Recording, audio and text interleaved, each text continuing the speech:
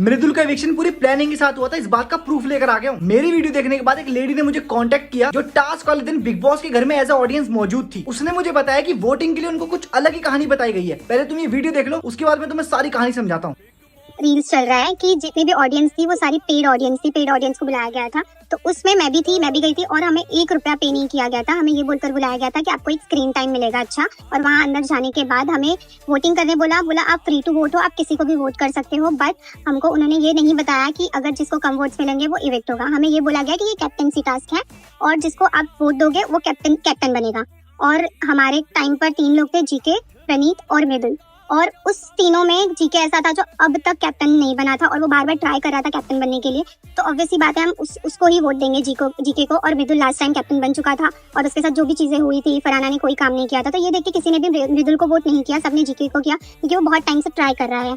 और अगर हमको ये बोला गया होता कि जिसको कम वोट मिलेंगे वो इविक्ट हो जाएगा तो हम मृदुल को ही वोट करते, हम जीके को नहीं करते, क्योंकि जीके ऑब्वियसली बात है वो बचेगा ही। और हमें कोई आइडिया नहीं था कि हमारे वोटिंग से कोई आउट हो जाएगा और ना ही इस चीज की हमको कोई इन्फॉर्मेशन दी थी। इन लोगों को ये बोलकर वोट कराया गया कि जिसको आप वोट करोगे वो घर का कैप्टन बनेगा। और ये बात सबको पता है कि जीके पहले हफ्ते से कैप्टन बनना चाह रहा है पर बेचारा बन नहीं पा रहा। तो इन लोगों ने जीके की कैप्टनसी के लिए उसे वोट दिया। इन लोगों को ये बात बताई नहीं गई कि जिसको कम वोट मिलेंगे वो घर से इविक्ट हो जाएगा। अगर इनको ये बात बताई जाती तो हो सकता है सबसे कम वोट उस ग्रुप में प्रणीत को मिलते और वो घर से बेघर हो जाता। मेकर्स को अच्छे से पता है ऑनलाइन वोटिंग में मृदुल को कोई नहीं हरा सकता, इसलिए उन्होंने ये सब कुछ प्लान किया। ये पूरा टास्क ही मृदुल की इविक्शन के लिए रखा गया था। लेकिन मेकर्स ये नहीं जानते कि वो गलत आदमी के हत्थे चढ़ गए हैं। इस वीडियो को इतना शेयर करो, ये वीडियो पूरे हिंदुस्तान में फैल जानी चाहिए। और मेकर्स से मैं एक ही बात कहना चाहूंगा, या तो मृदुल को शो में वापस ले लो, वरना ट्विटर पे नो मृदुल नो बिग बॉस ट्रेंड करवा दिया है। अब इस शो को सिर्फ एनसीआर नहीं पूरा देश बॉयकॉट करेगा। फिर तुम लोग अपनी टीम के साथ अकेले बैठ के शो देख लेना। मैं तो सच बोलता हूँ, बुरी अपने आप लगती है। किसी को बात बुरी लगी हो तो कमेंट करके बता देना, और अगर सही लगी हो मेरी बात तो फॉलो कर लेना।